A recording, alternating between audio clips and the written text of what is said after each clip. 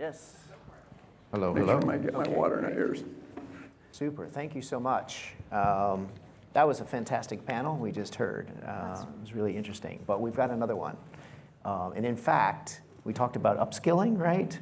I think this is the place to come, right? Because this is Web3 is kind of what's next. And there's actually not a lot of people who have a deep understanding of this space. So I'm actually thrilled to have this panel because these are truly people who have a deep knowledge of what's happening in Web3, what's happening with tokenization, what's happening with the Metaverse. So thank you all for coming today. So briefly, next to me is Adam Shula. He's the head of emerging technologies at Fidelity's Center for Applied Technology. So he's the innovation guy, yeah, at Fidelity. And then next is Lauren Lubitsky. She's an expert in strategy and helping us think about the future. Was most recently at Deloitte and is moving to Bain. So great move. And then next we have Tim Rice, who's the co-founder and CEO of Coinmetrics, and we'll learn about what that firm is doing. Super interesting.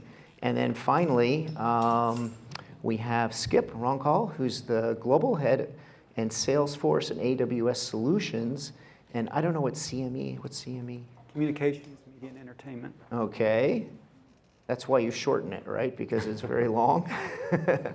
And gaming industries at Salesforce. And he's doing really interesting things in that space. So thrilled to have you all come. So what I'd like to do first is give each of you like 2 or 3 minutes to just describe what you're doing, how you got into the Web3 space, and help us understand sort of kind of what you're doing at your organization around that. So if we could start with you, Adam.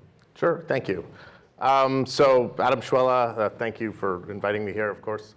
At Fidelity Center for Applied Technology, really what we're looking for are what are those new and emerging technologies that have the potential to displace technologies that our customers and our associates are using today. And we do this in such a way of like, it's one thing to read about some of these technologies or watch videos or those types of things and read white papers. It's a completely different thing to roll up your sleeves and build with this stuff. So what we're trying to be able to do is, in particular with Web3, if Web 1.0 was reading stuff, right, and people posted static stuff online, and people just consumed it. Web 2.0 was the ability to actually contribute. And Web 3.0 is own, right? Like the ability, it's distributed. You have the ability to not just take stuff, but you can give stuff back and you can guide and govern and all that sort of stuff.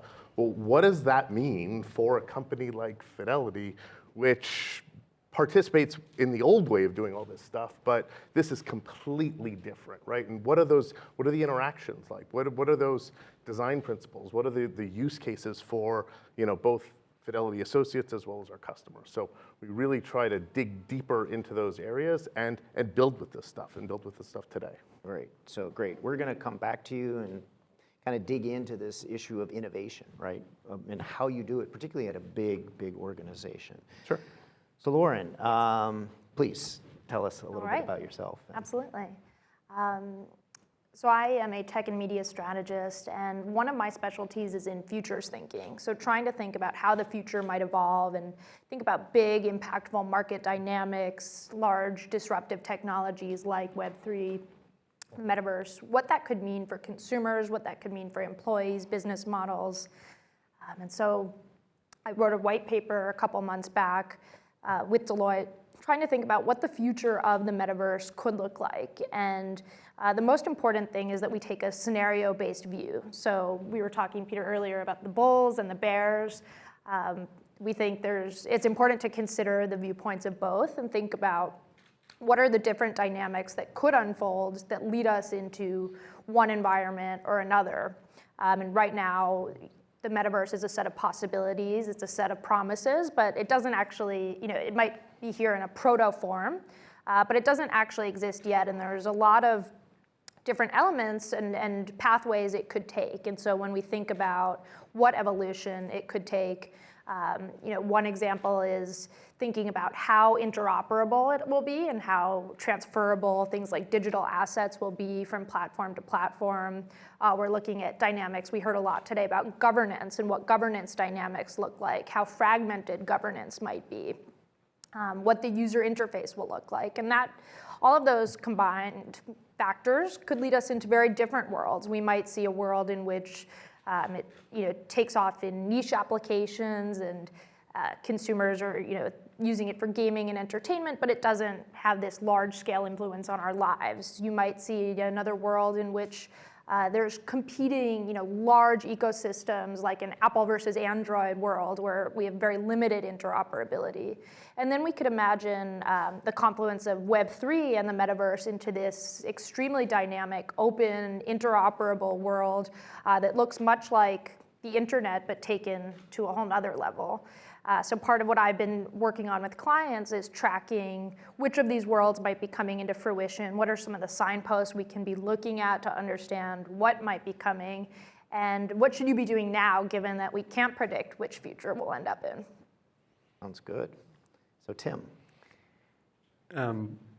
So quick poll, how many people own Bitcoin or a crypto asset? Unfortunately. It's okay. How many people think they own a stock?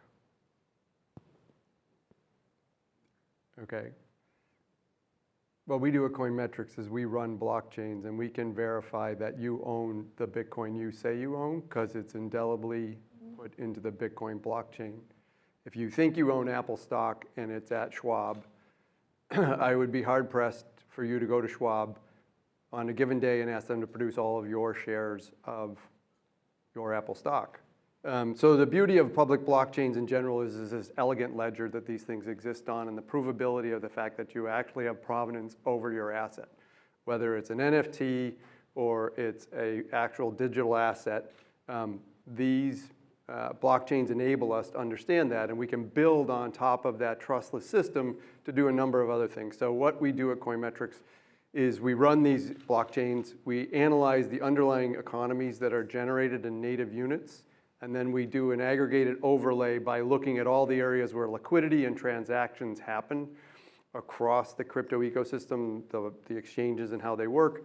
And it's early days of being able to stitch together a super interesting framework that the capital markets world is adapting and looking into very closely, but then being able to layer on the next generations of how these digital forms of asset provenance will work as we go into different things at the metaverse layer.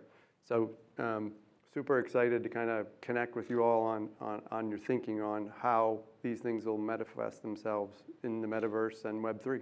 So can you just explain briefly on who consumes the analysis that you do and the data that you provide? Yeah, so our company's designed to sell to large financial institutions.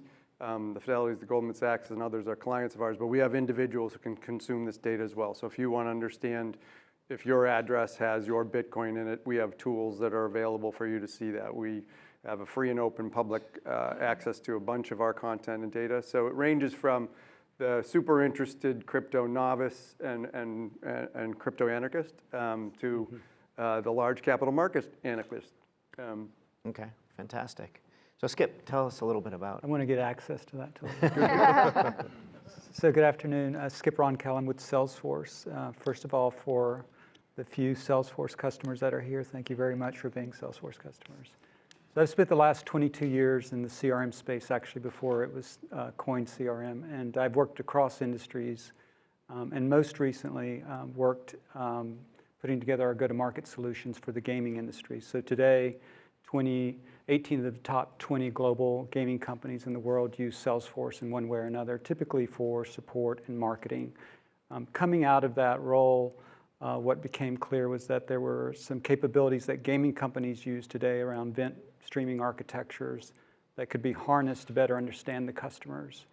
And so at the moment, I'm working on our emerging market business unit to address how we composite solutions in order to achieve a unified view of the customer across physical and virtual worlds, And then more specifically, how we as a software provider to businesses create operational systems so that if you're in the product management team at brand X, how you would put together campaigns or put together product definitions or put together support scenarios to fulfill journeys for those consumers, regardless of where they are and when they reach you.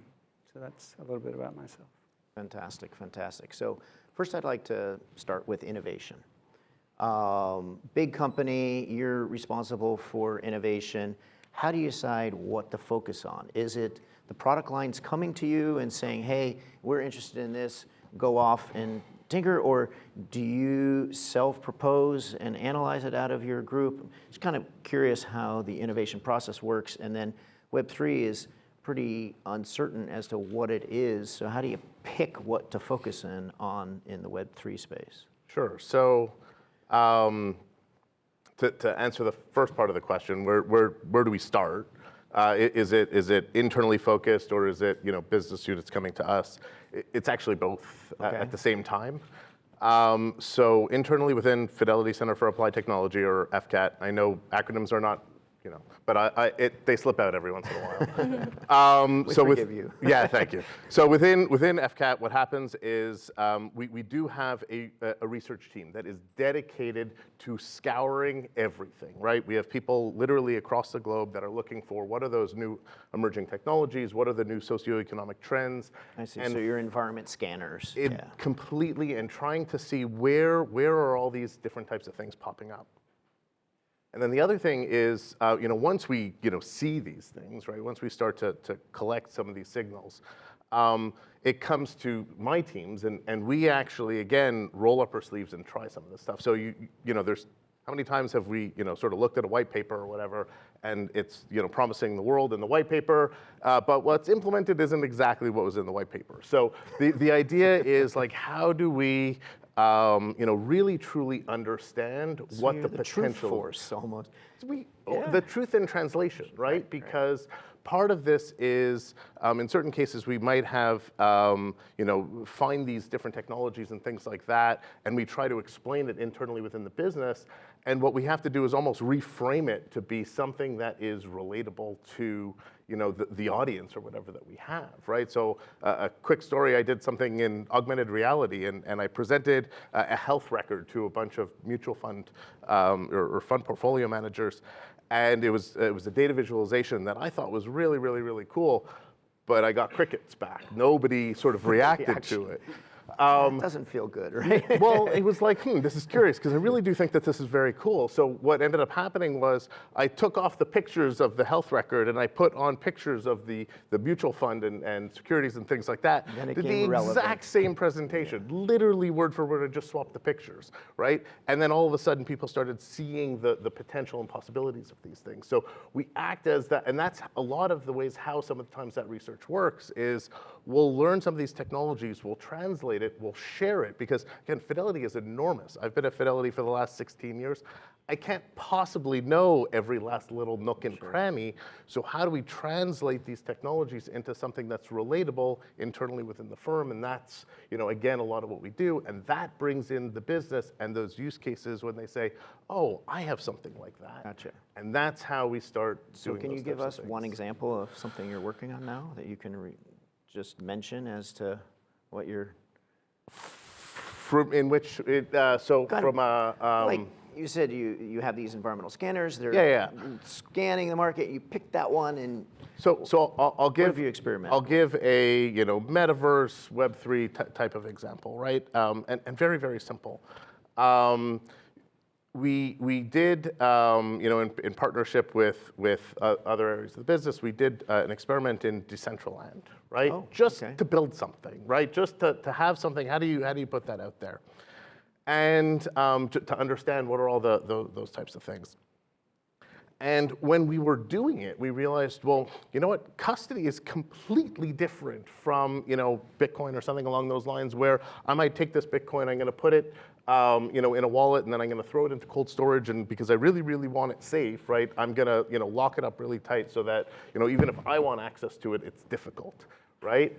Versus something like Decentraland, where well, you know what? I kind of need that wallet in order to be able to log in, right? So now I have an asset, which could be worth some money, right? But I also still need that wallet. So what are the types of, what do we have to do now in order to be able to get access to that wallet and interact and log in, because this is my identity in that space, but also keep the assets that I might have safe and secure, right? So these are all the different types of things that we're playing around with. Interesting, interesting. So Lauren, I'm going to ask you a tough question, which is in your scenario planning exercise, you have to have certain assumptions around the rate and pace of innovation. Is that something that you explored, and can you give us some thoughts about how to think about how rapidly, or what are the roadblocks, or what are the accelerators for innovation between now and 2030? Sure. And that was one of the big forces behind our exploration of which worlds might be coming into fruition. There's a lot of technological enablement that's going to be behind how the metaverse, how Web3 evolves, which world takes off. And so one element is the user interface. And right now, for those of you, quick show of hands, how many of you have tried out being in the metaverse or putting on a virtual reality headset? Okay, so a good amount. For those of you who have, and I think Elon Musk was the one who said, it's like strapping a screen to your face. It's not the most sophisticated experience right now. And the hope is that it will become ever more sophisticated. Right now, we're seeing a lot of different companies experiment with new technologies, whether it's more lightweight, untethered, more mobile systems, or even augmented reality forms, things like contact lenses instead of putting on a headset.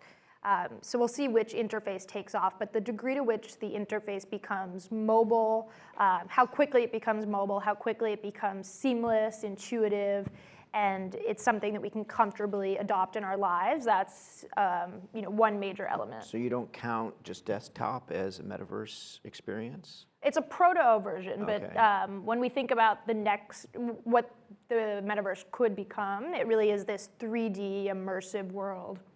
Gotcha. And Yeah.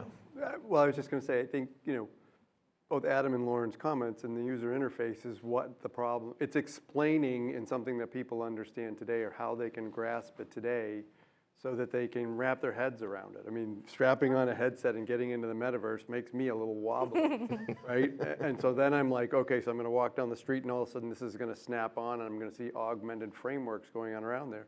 And I think inside the tech stack, we can get our heads around it, but getting it to the broader ecosystem is where we struggle, because we just can't get around our own mansplaining.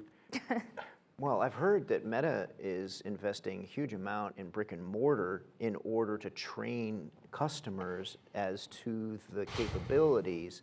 So they've got a lot to do to convince people to come over to these new technologies. They can't just expect adoption, right? that's exactly right. Yeah, interesting. Just along those lines, I mean, we have a team that's almost dead. We've had, even just in this past year, we've had like, I think over 1,000 people internally within Fidelity go into virtual reality. And we have associates that are dedicated to basically onboarding people. And we have onboarding sessions before they actually do the session that they're getting these headsets and these things to do, because of, there is a bit of a leap right now. Yeah, well, to get Accenture in made there. a big splash by having their entire new entry class, do their training. onboarding through the metaverse. So kind of interesting. So Tim, I wanted to ask you about innovation. Do you do innovation, or is everything you need already there and you're just putting the pieces together? I think we end up a little bit in Adam's world, where we're kind of having to, so when you look at all of the new public blockchain technologies that are launching and are coming out there, and the things that are getting inserted into the ecosystem, whether they're stable coins or decentralized finance or leverage and opportunity, what we have to do is figure out how to allocate resources towards those innovations. So I guess we're surveying the land, and then we're trying to pick the trend that we think is going to be the next most important and adopted by our customer base.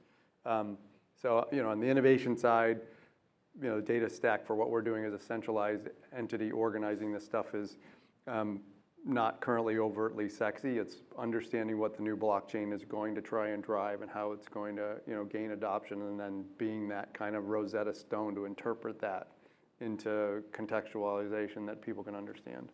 Gotcha. Great. And on Salesforce, or you have any thoughts on the innovation? Most of our innovations, I would say that you see are customer driven, right? So if we think about the most recent announcement of the NFT cloud, that is basically a customer driven initiative. And so, prior to the interest of our customers, we clearly had people at our organization studying Web3, just as we do event streaming architectures, just as we do many things. But we had major brands coming to us trying to understand if they made the decision to have a presence in the metaverse, wherever that was, whatever the modality, how could they do that with a trusted network, someone where they could actually kind of outsource the participation to a certain degree, the creation of the NFTs, and not have to spin that up at this point in time. I imagine that customers like Fidelity will, create their own tokens and mint their, and go through that process. But most of our innovations, I think, if you look over the history of our platform, you can see that they were customer driven. Another example is when one of the first methods that we used to expand the platform, we're on a multi-tenant cloud platform.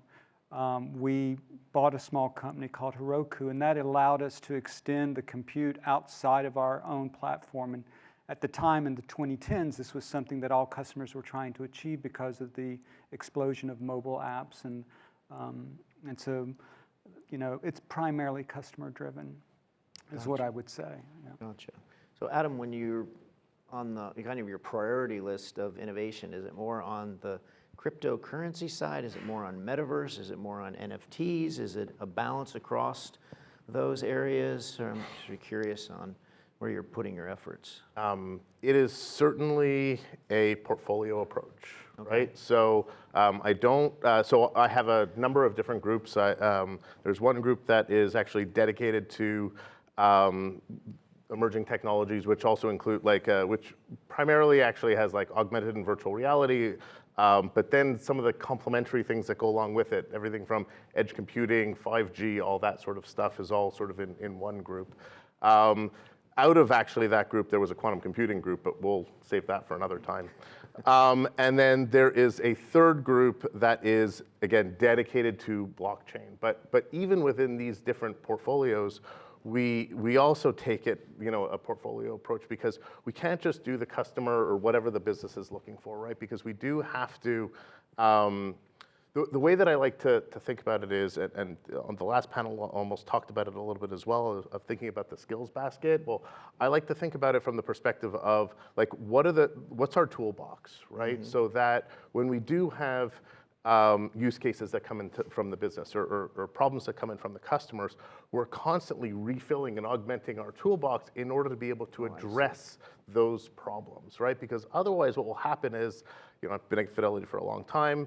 We use forms really, really well. We also do viewpoints articles, which is basically stories or whatever. Those are our our hammers that we could hit with almost any problem, right? But the idea is so now how do we create a group like ours, which now has been around for over 20 years, right, to continually augment the toolbox for us to be able to address the customer problems that are coming to us, so that we have all these new things to be able to do it. So, an older example was, does anyone remember the Pebble Watch? It was that Kickstarter. Yeah, exactly. So it was that first wearable, watch. So we did a project on that. So it was all right, well, what are the design principles for something that form factor? What are the Fidelity-centric use cases for something like this, right? We built that project, and we actually shelved it at the end, right? We did it not because we thought Pebble Watch was going to be the next big thing, but what if this form factor takes off? Mm-hmm. Then when the Apple Watch comes up and it's now mainstream, right? Well, we were able to become first to market because we solved that form factor already, and we were able to sort of play it forward. So we have, being part of Fidelity, that is, one of the luxuries or whatever that, and I do really consider it a luxury that we have, is that we get to play around with some of these technologies, looking forward to see, what if this works, right? What can we do with it? What are those, again, those use cases and the design principles? And then if it doesn't work, then it doesn't work, and that's okay, right? But it's really, truly that portfolio approach. Gotcha. So Lauren, there have been a number of white papers done by Citigroup. McKinsey just came out with these really big numbers. I think McKinsey said $5 trillion by 2030.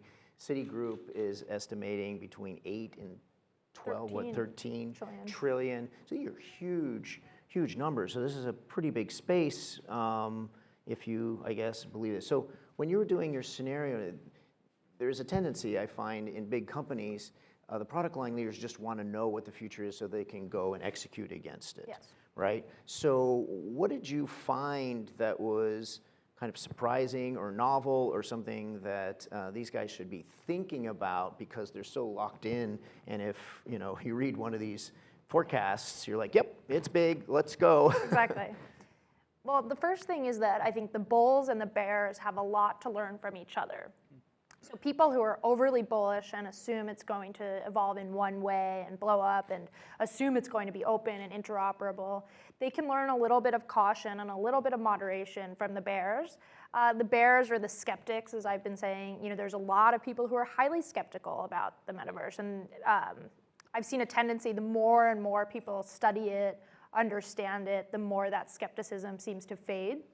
But they can learn a little bit more from the people who are bullish. We did consider what scenarios were likely to evolve, and when we do scenario planning, we think about, it's a fairly rigorous process, and we think about what are the factors that need to be true for this scenario to evolve.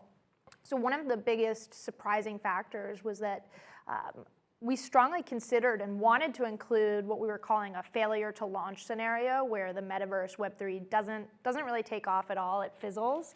And we had to throw that one out because we ultimately couldn't stand behind a world in which it doesn't take off at all.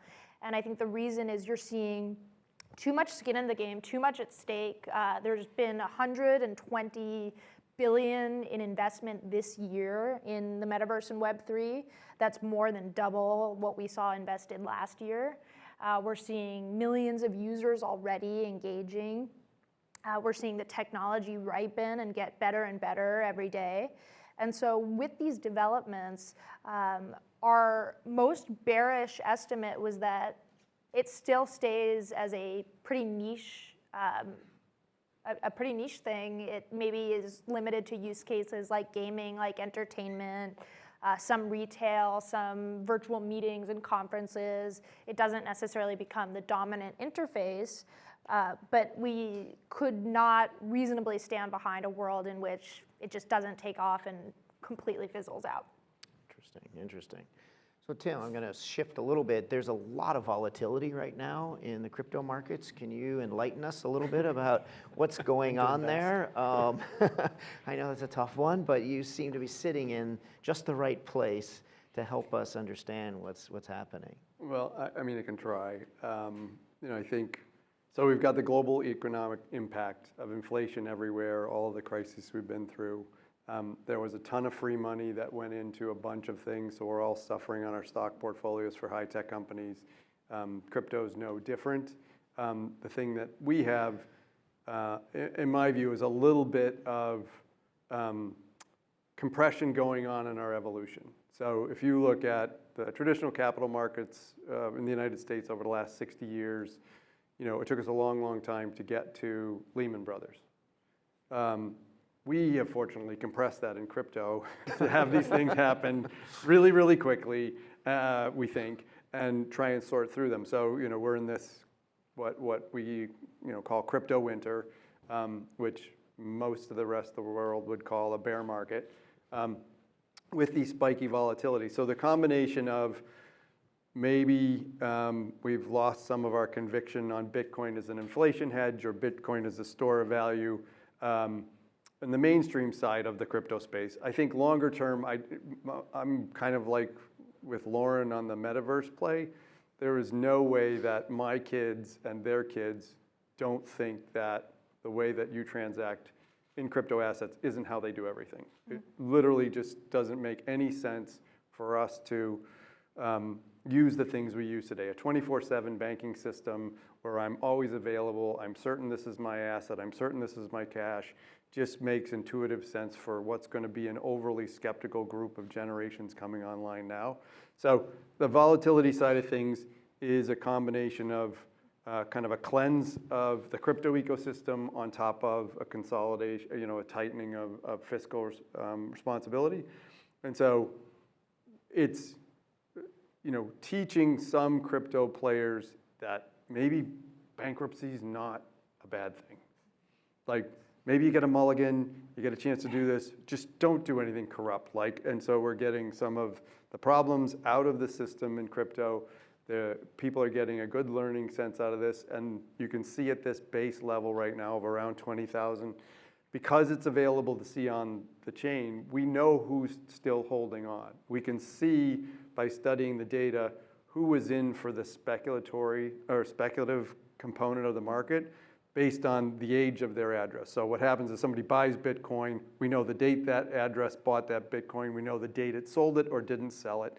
And so you can see when you've got speculators in the marketplace, and then you can see who are the long-term holders. So volatility's up, a lot of bad situations. I think we've hopefully found a footing, and the thing that we need to kind of fortify this is to get, and I think we're going to get it, we need some clarity in the regulatory environment. It feels like some of the things that we may be hearing are optimistic within a set of guardrails. So volatility is not great, but the last thing I'll say is good press is better than no press, and we're staying in the mainstream of things in the crypto space right now. So I think we've got a great opportunity to kind of move things back in the normal direction, but we need some other global macroeconomic benefits to come in as well. Gotcha. So has the volatility and some of the kind of, what did you say? You had a diplomatic term for basically a lot of crazy things that have happened in this space. Has that scared away the big players? I mean, if this is really going to go mass market, you're going to need larger companies to engage and drive projects. And you mentioned that NFT Cloud by Salesforce was customer driven. Do you find, are they knocking at your door saying, hey, we want your help because we don't trust these little startup projects. If we're going to do this, we'd like a big company that knows what they're doing and we can trust do it. Yeah, I think there are a couple of things. And I'd also like to kind of touch on a couple of other statements that were made. One was around onboarding. I think I'll come back to the question. There's a lot to learn about some of these really large gaming environments, whichever one you choose to kind of consider. Most of the most popular ones are 5 million, 10 million consecutive users at a time, right? And if you think about your e-commerce sites, that's a Black Friday times 10 for most of the consumer brands. And so in order to architect those systems, in order to govern those systems, I think there's a lot of learnings that come out of there. Another interesting thing that happens in the gaming world is that the streams of data that come through a player or millions of players immersing through that environment is that we're spinning off data that then gets basically consumed by the DevOps organizations to understand how to better build those games so that you don't have drop off. So if you're rolling out a program at Fidelity and you're having an onboarding issue, how do you resolve that that's outside of kind of the traditional means, right, through PowerPoints and training? How do we look at the system to see where the friction is? And so I think that's, if you're thinking about building platforms, think about, the pathways that your customers are taking through them and understand where the friction resides and then try to get rid of the friction, obviously. When it coming back to your question, customers, one of the things that you want to do when you build a platform for others, when you're innovating for others, is to ensure, one of the first things that we did was to establish trust with those consumers, right? If you look back at the history of Salesforce, it's probably circa 2009, I joined in 2008, we opened up basically the operations so that you could go to a website and see at any time, any point in time, which of our pods, our computing pods, were up or down.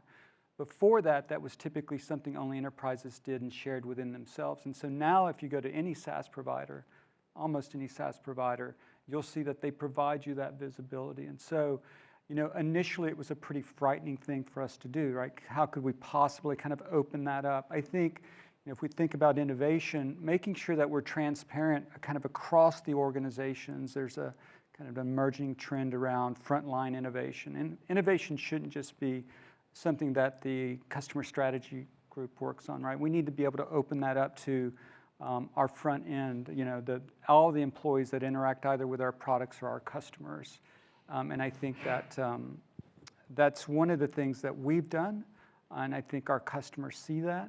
We co-innovate with them, we innovate on their behalves, and when we enter into partnerships, much like the one that we've just kind of renewed, if you will, with AWS, we're now compositing our combined platforms, to be a little redundant, to make sure that we achieve the benefits of both of those platforms for our mutual customers.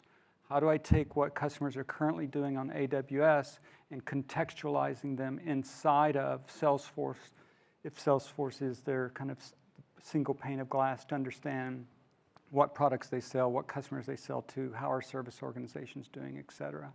So I'm not sure if I answered it specifically, but that's Okay, fair enough. Few answers.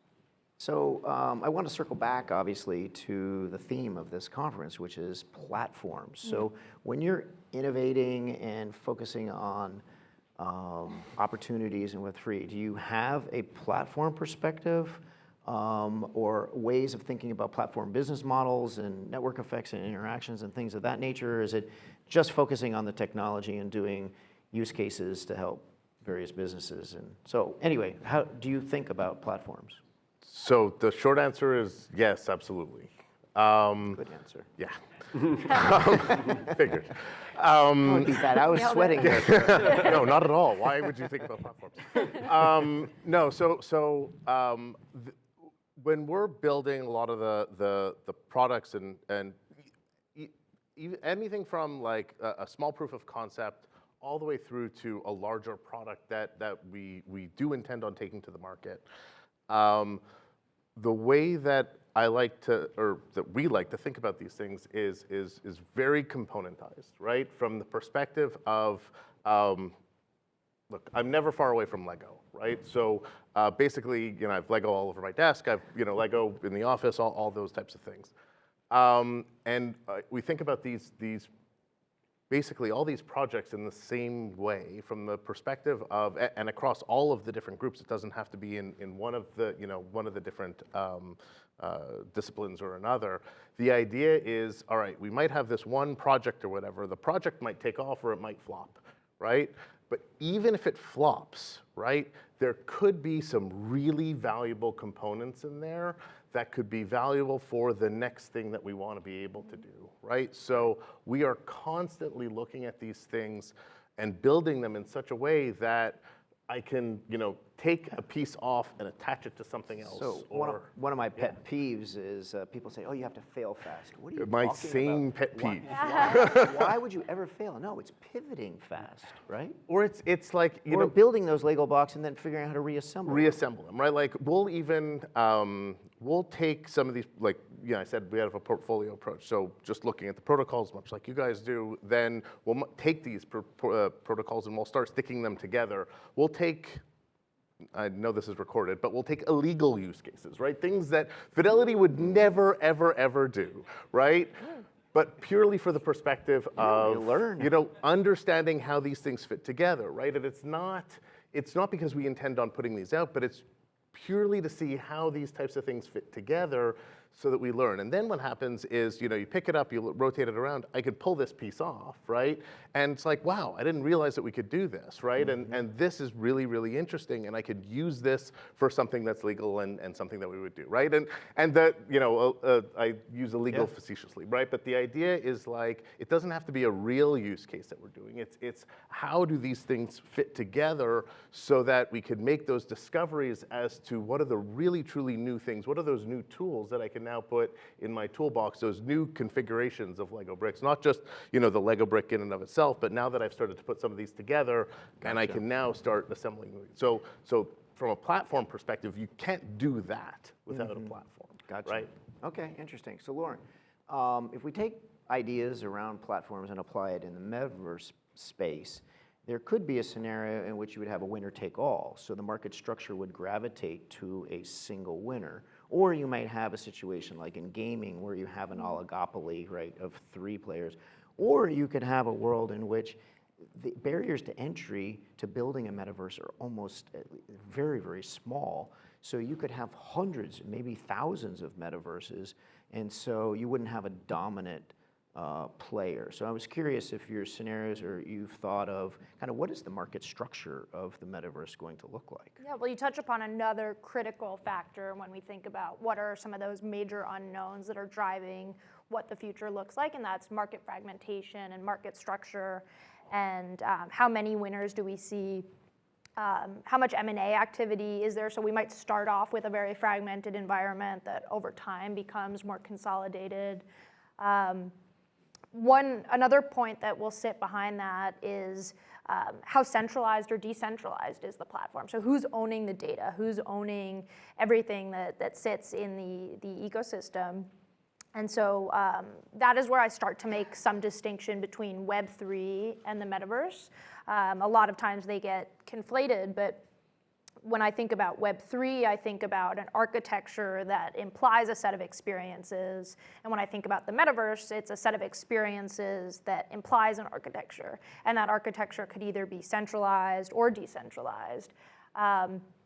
Given the amount of investment we're seeing in the space by large tech companies, it's hard to imagine a world where it becomes completely decentralized, where they have no power and ownership over data whatsoever. But I do think it's Web3 that is scaring my clients more than the metaverse. The metaverse feels like something that's more manageable to folks, but when you think about Web3 and a full decentralization where nobody is owning anything, or everybody's owning everything, and nobody, therefore, is the central owner. That is really scary, especially to CIOs and, and that sort. Interesting. Okay, Tim, we only have a few minutes left, so I have a question here. So is your company positioning to be the future Bloomberg or Thomson Reuters for Web3? You got to find your footing somewhere, and running an old playbook isn't necessarily a bad thing. We are aggregating content together, and you have content aggregators across all kinds of spaces, right? So, I think in the early days, we think that the opportunity to provide this content set to the capital markets world is a good product market fit for us. But as I said to you last night, I think these are practice rounds for what's going to ultimately run across blockchains and how you have to be able to understand the movement, the transaction capabilities, and how we're going to take these into new opportunities. How there are gaming platforms on several of the blockchains. How is that user interface evolving? And again, the UI is the problem with most of this new stuff, as we're not getting it right. So short answer is in the near term, that's kind of our target market and our build. Longer term, we think cross blockchain search is a necessary evil, and that search will originate from the sovereign individual address where I'm controlling that. And if you're not doing work in the space right now to try and solve for longer term problems. So I think longer term, we're a stack of different things that end up happening, but yeah, we're kind of solving that initial problem right now with the capital markets players.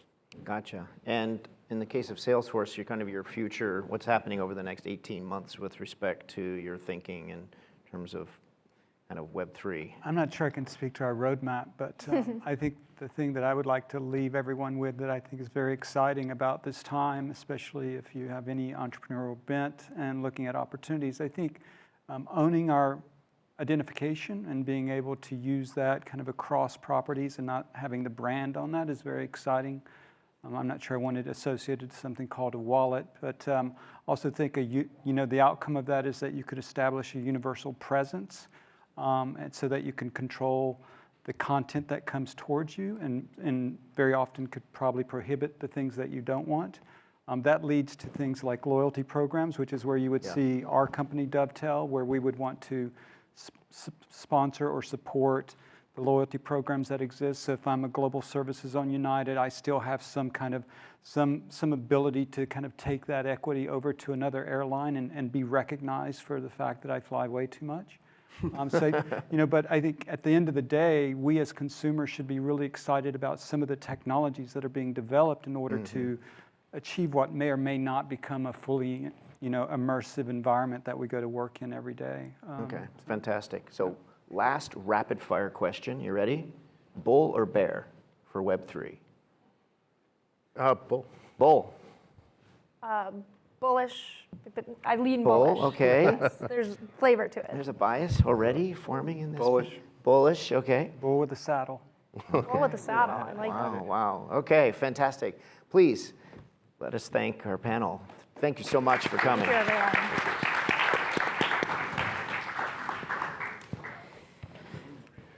Great. Great to meet you. Thanks, everybody. So there is coffee and a popcorn bar waiting for you. So we'll see you back here at 3:30, caffeinated and sweetened up. So we'll see you soon.